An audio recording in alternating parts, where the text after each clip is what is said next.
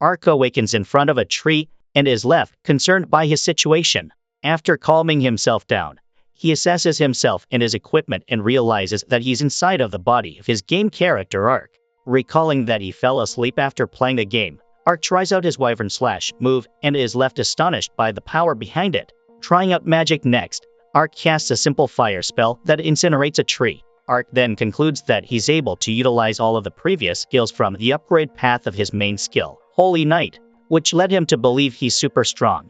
Growing hungry and sadly without food or funding, Ark casts a gate spell to teleport him somewhere, but is instead teleported off a cliff he stood close by. Landing safely by a river stream, Ark takes off his helmet to drink from it, but realizes that his head is that of a skeleton. Remembering that he chose the skeleton avatar back in his old world, Ark fathoms that if he entered a town without wearing his helmet, he'd be treated as a monster. The name of the town is Louvier, and after exploring the place a bit, Ark encounters a woman arguing with an investigator over his failure to obtain the information she hired him for.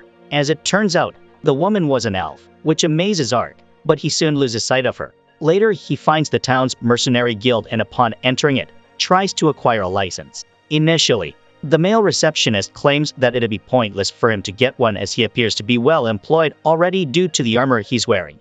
So Ark gives an excuse and the receptionist believes it but informs him that before he can get one he'll have to pass a trial. The trial entails that Ark must bring back proof of subjugation of one of three things: a beast, monster, or bandit. Wasting no time, Ark leaves the guild. Afterward, Ark slays a couple of boars and then an orc. Holding proof of his victories, Ark notices a band of outlaws encircling a carriage, attacking the guards and taking a noblewoman and her maid hostage. The outlaws overpower the two women. Ark intervenes, defeating the attackers with his wyvern slash technique. After ensuring the bandits are subdued, he tends to the women, who introduce themselves as Rita and her maid, Lauren.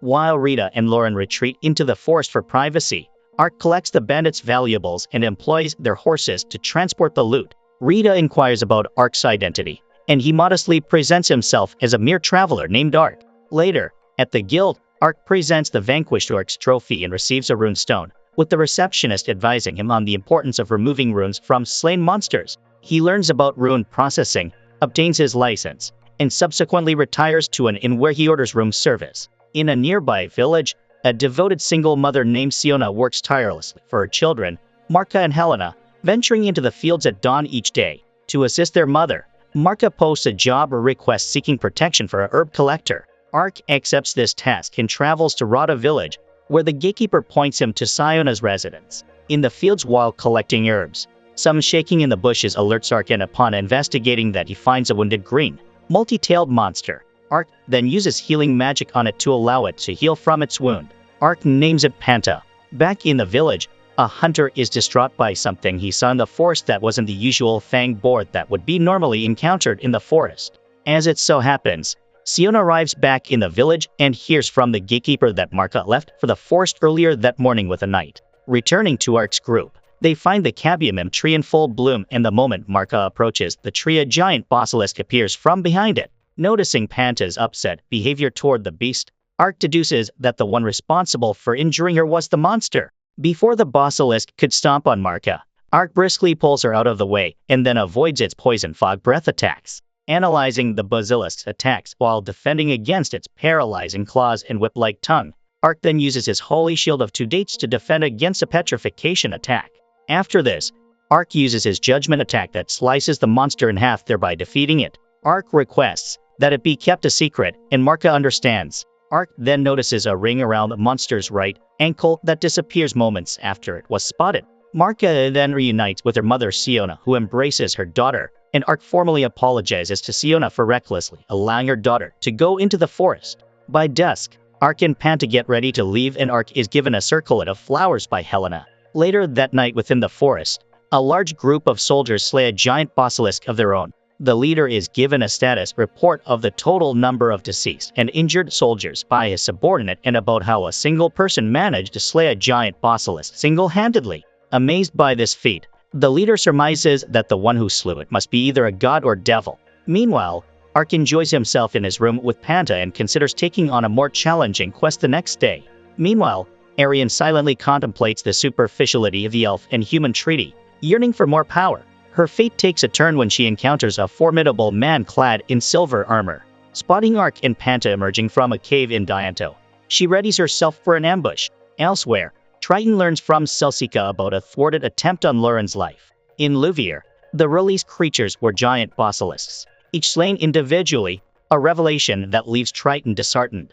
Celsica questions why Prince Daiquiri's would target the area, but Triton is clueless.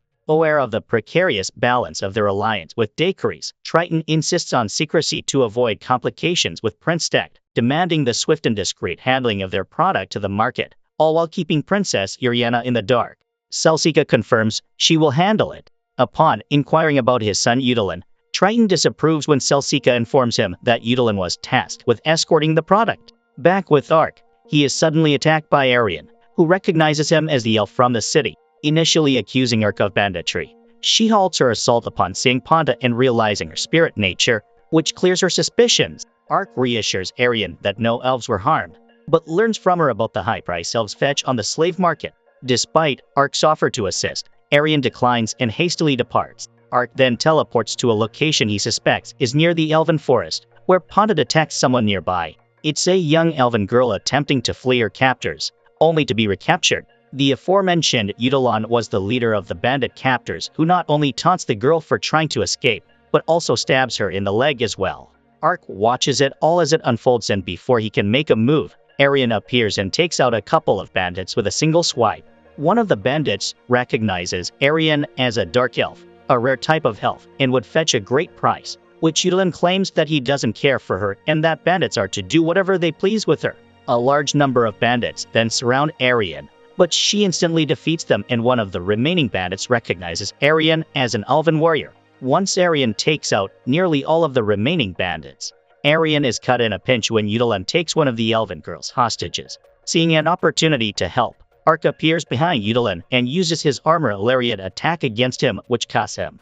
The remaining bandits are then dealt with by Arian. The elven captives were rescued, and Arian notices that the captives wore mana-eating collars. Arian explains that it suppresses their ability to use their spirit magic.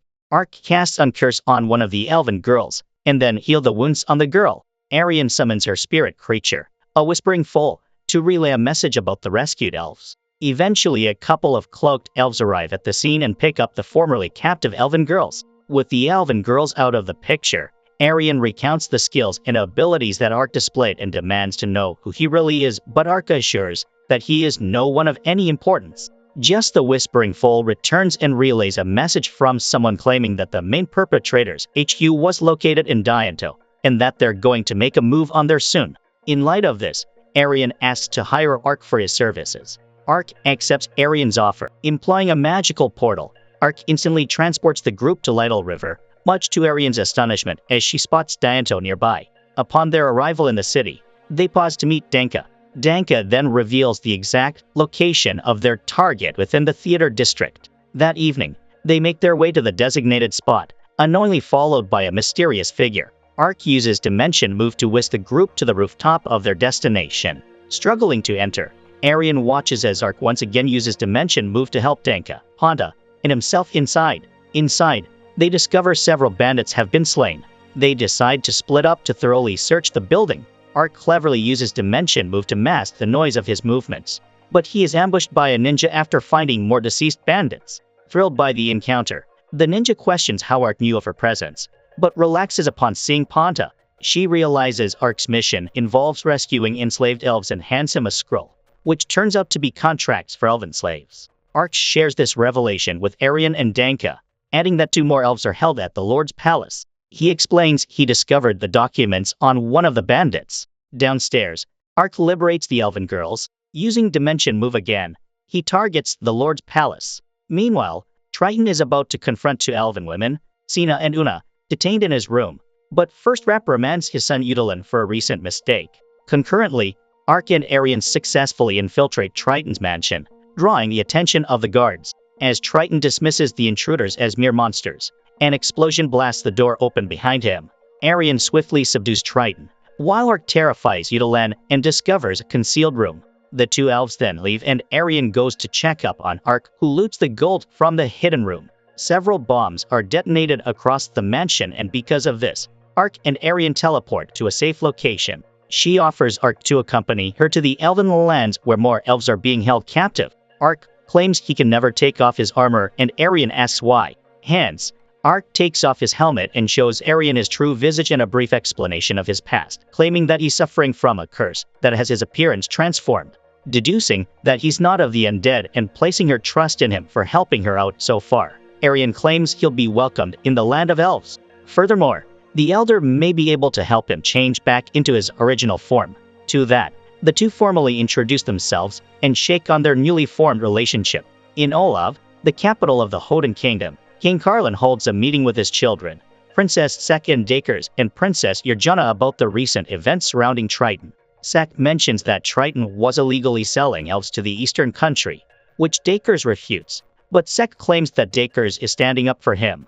The comment upsets Dakers, who speaks defensively, but is stopped by King Carlin and speaks in favor of Dakers while claiming a full investigation must be had before any conclusion would be drawn. King Carlin then asks for Yurjana's opinion on the matter, and she claims that she heard the rumors being spread about the elven slaves, causing the imposed treaty to be broken. That would cause raised tensions with their kingdom and other nations, hence they need to find the truth immediately. She also mentions the backlash from the elves themselves, and Sek mentions that the other nations would hold them responsible. Therefore, King Carlin assigns Yurjana to visit Limbo and discuss any tensions that have arisen there. Sometime later in Olav, Yurjana is served tea by her maid, Ferna. As she goes to drink it, she mentions her suspicions that her brother Dakers is involved in the elf trade incident and that Sek will go after him about it. Meanwhile, Ark and Arian arrive at their destination of Lalatoy. The gate to the village opens, and Ark follows Arian to the elder's house. At the elder's home, Ark and Arian are met by the elder and his wife Dillian and Glennis, both of whom are Arian's parents. Dillian expresses his gratitude to Ark for his contributions to the elven village, but admonishes Arian for his assault on Triton's manor. Recognizing the gravity of the situation, Dillian commits to notifying the other elders in Maple about the trafficking agreement they discovered. The next day, Ark discovers that Arian and Dillian have already departed from Glennis. In their absence, Arian and Dillian attend a council where the elders discuss the appropriate response to the humans' breach of the 400-year-old treaty prohibiting the enslavement of elves. The debate concludes with an elder proposing that they monitor the Roden Kingdom's response to the recent manor attack. Meanwhile, Ark engages in a training session with Glennis, who quickly proves her superior swordsmanship. Afterwards, Dillian updates Ark on the elder's decision and enlists his help to track down the individuals listed in the contract and rescue any captured elves. Acknowledging that the compensation is less than sufficient, Dillian negotiates with Ark, offering him vital information on how to lift his curse as an additional incentive. Dillian then informs Ark of a magical spring near Lord Crown that can remove curses. However, it's also a place where the Dragon Lord makes its home, and the spirit animals also inhabit the area. Because of the risks it imposes on a human, an elf would have to act as a mediator to be granted access there. Ark accepts this reward, but internally notes how his curse was an RP thing. However, if his condition was a curse, he'd be able to dispel it with one of his spells. However, spells such as those hurt the undead and could harm him. Ark casts some curse on himself to test this theory, and to his amazement, it works without inflicting any harm. Ark and group set out for Olav, the capital of the Roden Kingdom, and Ark reflects on how this skeleton body is in fact due to a curse. Although he can cast an uncursed spell on himself to cure his condition, the effects are sadly temporary. The following day, Iriarna, accompanied by her maids, settle in their horse-driven carriage. It's planned to regroup with their guards midway in the nearby forest to keep up a fast pace and reach the Grand Duchy of Lindbolt with all possible haste. Unbeknownst to them, they were being closely watched from the shadows by an elusive figure. Back to Ark's group, they close in on where the haunted wolves are sent to be. They're attacked by hunted wolves, which most are illusions cast by the wolves. They both handle themselves against the haunted wolves, and soon Ark locates the leader of the pack. Confronting the pack leader, Ark sees that it has a similar ring attached to its leg that he once found on a giant basilisk. Ark manages to cut the ring off of the pack leader, which allows it to regain control of itself and call its pack members to regroup with it and leave. Arian reunites with Ark and learns about the rings discovered on the haunted wolf and giant basilisk they had previously battled. Elsewhere, as Uriarna's carriage makes its way through the forest, She is painfully aware that her brother Dakaris leads the ring involved with enslaving elves, while her other brother Sect prefers to remain uninvolved. Suddenly, the carriage lurches, and shouts from the guard signal an attack. Back with Ark's group, Arian is busy collecting the wolf's tail for when Ponta senses a disturbance nearby and dashes off, with Ark in pursuit, leaving Arian to continue her task. At the scene of Uriarna's carriage, both Uriarna and Ferna are tragically killed by one of the 6 hooded attackers, aided by a traitor's guard. At that moment, Ponta and Ark arrive. As Ark assesses the bodies of Uriarna and Ferna, the attackers unleash a barrage of fire, Bretta, and Rukshat spells, which have no effect on Ark. Debating whether to use a revival spell on Ferna and Uriarna, Ark is taken aback as the previously encountered haunted wolves intervene, attacking the assailants. Ark joins the attack and they manage to take out a few of them, while the rest escape from the scene. Once that was all settled, the wolves take their leave and Ark decides to cast regeneration on Uriarna, Ferna, and as many of her guards as he can. While Ark does this, Uriarna briefly regains consciousness. Ark regroups with Arian, who had finished her personal task, and they continue forward. Finally, at Olaf, they nearly get involved in a fight between a young lady and 3 angry men who are easily dealt with by the young lady, who turns out to be the ninja girl.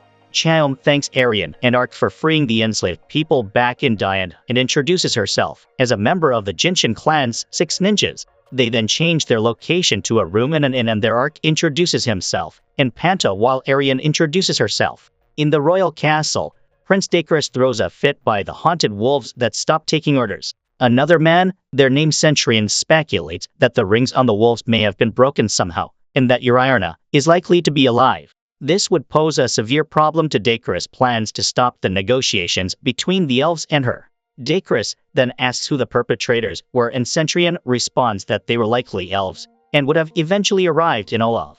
Meanwhile, Ark and the group walk through a forested area, and Chaum informs Ark that the founder of her village wasn't a beastman, but a human named Hanzo. She reveals that Hanzo was once a spy for the Revlon Empire, who took it upon himself to take an underprivileged beastman in his care, train some of them too. Reaching their destination, the largest slave market in Olaf, Itzat Market. By dusk, Chaum goes over the plan and asks that both Arian and Ark act conspicuously and then make a quick escape when they're done. Chaum acknowledges that not everyone involved may manage to escape. Ark questions whether Itzat is merely a diversion, and Chaum confirms this, explaining that the plan includes targeting 4 additional slave markets in Olaf. Chaum then leaves to inform her allies, informing Ark and Arian that the raid on the market is set for that evening and urging them to get ready. Ark equips a new mask, and shortly thereafter, he and Arian are joined by Chaum and her associate Goemon. The strategy is set. Chaum and Arian will confront the front, while Ark and Goemon will tackle the back. Without delay, Ark and Goemon head to the rear gate, where Goemon enhances himself with the Stone Smasher spell to aid Ark in breaching the front door. Once inside, Ark neutralizes several guards, and Goemon activates the Armbracer spell, turning his body into hardened steel that shatters the weapons of his attackers. Seizing the moment, Goemon unleashes the Rock Spear Strike, complemented by Ark's Rock Fang technique. Meanwhile, Chaum and Arian successfully penetrate the front gate and advance toward the market. On the same night, Dakaris in Sectrian Safe Haven receives word from Itzat that the market, along with 4 other slave markets, is under attack. Dakara urgently calls for reinforcements to the targeted locations and expresses his exasperation with the unfolding events. At the Itzat market, Chaum, Arian, and Panta infiltrate the place, and a couple of guards soon accost them. The guards are quickly dealt with by Chaum's ninjutsu Liquid Wolf Fang. They then reach the cells where the slaves are held, and Chaum announces herself as part of the Jinshin clan, who's there to rescue them all. As Chaum opens some of the cells, more guards arrive and are swiftly dealt with by Arian. Outside, in the market compound, Ark and Goemon arise from the rubble and are soon joined by Chaum's group, who informs them of the Beast People's whereabouts. Goemon decides to stay alone and defend the area if reinforcements arrive, leaving Ark and the others to return to the market and free more of the slave held captive. Once they do, Chaum finds a pile of dead bodies, and a slave informs them that slaves who were sick or injured were disposed of. Ark pulls Chaum together, and they all regroup with the slave in the hall and then teleported out by Ark's magic in large groups. Once that was settled, Ark returned to the market compound to assist injured and belabored Goemon. With Ark using his Rock Fang and Goemon using his Rock Spear Strike, they managed to decimate the reinforcements without a hassle. After this, the two reconvene with Arian and Chaum and bring along the deceased slaves' bodies. Once the bodies are properly and respectively laid out on the ground, Arian cremates them.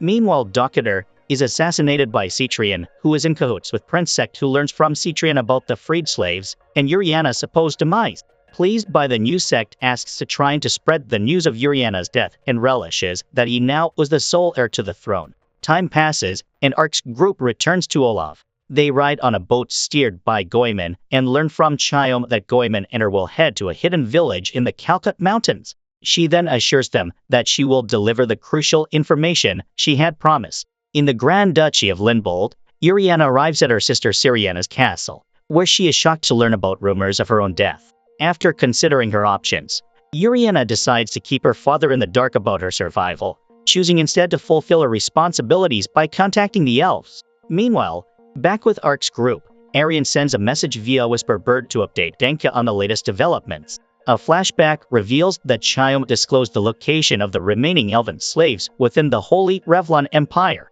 In the imperial capital, Emperor Domitianus is informed by his chancellor Velmos of Daker's demise. While initially pleased with the news of Uriana's supposed death, Velmos updates him that the rings they had given Dakers were destroyed and that a third party may have been involved in the princess's murder. Domitianus suspects a certain sect and inquires about Fuma's efforts in undermining Olaf. Velmos responds with positive news about their progress. Elsewhere, in a desolate landscape, a group of sand wyverns soars across the sky, exciting Ark immensely. Meanwhile, someone is watching and taking notes on Ark. Arian discloses the plan on how they'll reach the Revlon Empire. Arian claims that unlike the Rodan Kingdom, elven slavery is allowed and her being an elf is notably disconcerting. They're then approached by the person spying on them before. He introduced himself as Karsi Held, an elven monster researcher.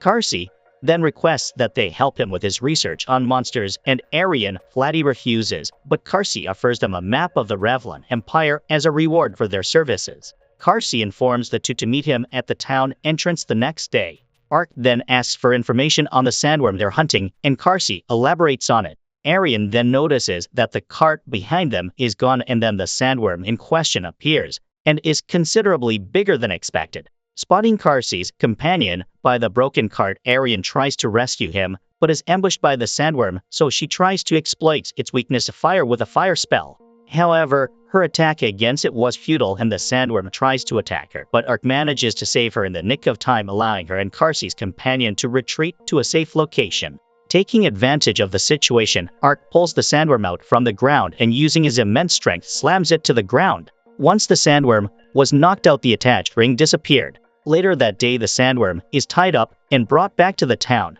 There, Karsi gives the two their reward. Meanwhile, an unnamed man from Revlon reports to Fumba as he fondles a couple of women by his side about the recent number of missing people. Fumba then shows the man the monster he has in store for the next attack and feeds one of his women to it. Upon reaching the border town of Kastrak, Ark realizes they have entered the Revlon Empire, where the captured elves are allegedly held. With the area under strict surveillance, they discreetly inquire around town, careful not to attract undue attention. By evening, Ark has pieced together rumors of strange noises from the castle and mysterious disappearances among the townspeople. Yet there's no confirmation of elves being detained. As Ark and Pondo prepare to meet up with Arian, they are drawn by a woman's scream to an alley where a lady is threatened by three men. Ark intervenes and dispatches the aggressors. Later that night, within his fortress, Fumba hears from the thwarted trio about their encounter in the alley, and in his displeasure, he feeds them to his white tiger creature. Meanwhile, Ark and his companions advance towards the fortress. Inside, Arian discovers a hidden staircase. Descending it, they are struck by the strong scent of beasts. At the stairway's end, they quickly overcome the guards at a sturdy iron gate. Ponto then locates another gate, which Ark opens to reveal a vast underground chamber lined with pillars. At that moment, Fumba appears, drawn by disturbances to his creatures. He introduces himself with his full name and title, Monster Sorcerer. He goes on to explain the extent of his skill in his profession, which concerns Ark, and then spots the rings attached to his belt match the ones he's encountered before in his travels. Figuring that Ark doesn't believe him, Fumba summons his white tiger monster to deal with him. Ark places Arian at a safe distance and asks Fumba about the elves who arrived there 4 months ago. Fumba then reveals that while most of them were sent to the Empire for their magical experiments, the remaining ones were used for his amusement. Hearing that, Ark slices off the monster's head with a single swipe and admits that he's encountered a fair amount of villainy since he's arrived in that land. Unfazed by this, Fumba summons a horde of monsters, but Ark briskly deals with them all with his sword and skills like Shield Bash. Still unfazed by this outcome, Fumba points out that Arian is in a pinch, and Ark then sees that an orc was about to crush her with its club. However, the orc is entrapped in a body of water called Liquid Prison created by Chioma. Although Fumba tries to summon more monsters, he's told by Chioma that her comrades have eliminated them all. Just then, the ground starts to tremor, and Fumba claims that his masterpiece is Humbrian. He has settled the score outside and flees the scene, teleporting outside with Arian in his arms and both Panta and Chioma on his shoulders. Ark recognizes the monster that escapes from the fortress as a Hydra. Ark notices the rings on the Hydra that emerge from the fortress, and Chioma suggests a tactical retreat. Just as they are about to be attacked, the Hydra launches a fierce assault. From his vantage point through the Hydra, Fumba savors his apparent triumph over Ark's team. He then dispatches the Hydra towards Case to prey on its people. Meanwhile, Ark and Chioma are revealed to have survived, shielded by Ark's magical protection. While Arian is eager to confront Fumba directly, Ark proposes that they instead focus on the Hydra en route to Case. Believing Ark can handle the task solo, Chioma and Arian set off to pursue Fumba. In the distant Holy East Ravlan Empire, Delmas briefs Emperor Domitianus on the progress of creating the Rings of Submission, which are based on the study of Fumba's magic and are nearing completion. As the Hydra approaches Case, the city guards sound the alarm, and the chief guard initiates evacuation protocols. Ark catches up with the Hydra, engaging it with his Wyvern Slash to draw its attention, and follows up with a Shield Bash. A shocked Fumba looks on as the events unfold. Ark then narrowly evades the Hydra's flame breath with a dimensional maneuver, but one of its heads manages to clamp down on him. Despite the other heads about to fire off fireballs at the entrapped Ark, he defends himself with his magic, and in the process, the head that entrapped him is destroyed. Using his judgment skill, Ark destroys 3 of the Hydra heads only for them to regenerate. Teleporting to a safe distance, Ark prepares to use a magic spell he's never used before and summons Ifrit to face off against the Hydra. Elsewhere, Panta leads Arian and Chioma to Fumba's location, and he was amused by Arian's presence, figuring she was there to become his. Fumba tries to possess Arian with his monsters, but she kills them before he can. Chioma also scars his back, revealing he had a special spell crest seal on his back that helped him control his monsters. Fumba warns them that the Hydra is now out of his control and will kill everyone in the city. Arian then assures Chioma that everything will be alright because Ark is down there to fight against the Hydra, and then proceeds to incinerate Fumba with her flame sword. Through the united efforts of Ark and his summon, Ifrit, they successfully defeat the Hydra. After regrouping with his companions Arian, Chioma, and Panta, a whisper bird sent by Danka delivers news that Princess Yurjana has engaged in a pivotal meeting with Fangus, a respected elven elder. Their discussion aimed to resolve tensions between their kingdoms. The conversation reveals that the Princess sect and Dakara have been colluding with the Ravlan Empire. Princess Yurjana assures that should the Ravlan Empire threaten the elven territories, the Olaf Kingdom will stand in defense. Fangus accepts this pledge, sealing the agreement with a handshake. Meanwhile, Ark and his allies tread a dusty trail, discussing the harmonious coexistence of humans and elves. Back in the kingdom of Olaf, Sectrum informs the Princess sect of Princess Yurjana's survival and her successful diplomacy with the elves. Despite suspicions of a traitor within their ranks, the sect dismisses these concerns and decides on an alternative strategy to achieve their objectives. Alone in her chamber, Yurjana reflects on a past near-death experience, convinced she was revived to accomplish her angel's mission. News of the deaths of the Hydra and Fumba reach Domitianus, who considers it no loss whatsoever, and is curious to know who slew the Hydra. Meanwhile, Ark unintentionally reveals his face to Chioma and is then filled in on Ark's condition. It's decided that after they reach Lalatoy, Arian will guide Ark to Lord Crown. Excited about that trip, Ark also asks to see Chioma's hometown, and she sheepishly agrees. This is the end of the video. Thank you for watching. Don't forget to give me a like and subscribe to the channel.